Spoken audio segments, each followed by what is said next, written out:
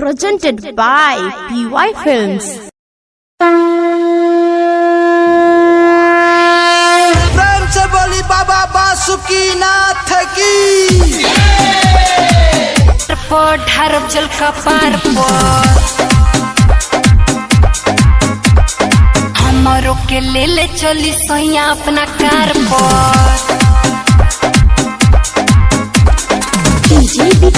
प्रेम से बोली केसरिया के केसरनाथ बाबा की।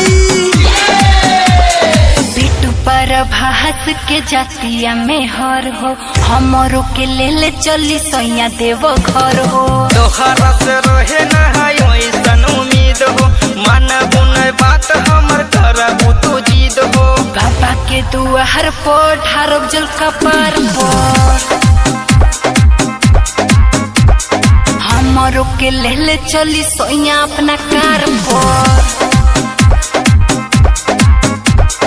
पेन के तैयार बारू गेरुआ रंग सड़िया कैसे के जईबू कठिन बडगरिया थक जईबू रहनी नाजुक बसरिया भीड़ बड़ी होला बाबा के दुआरिया। बाबा के दुआर पर ढारब जल का पार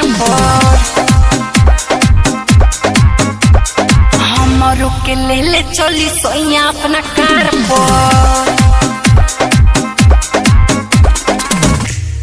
टीएमपी रिकॉर्डिंग स्टूडियो दिल्ली।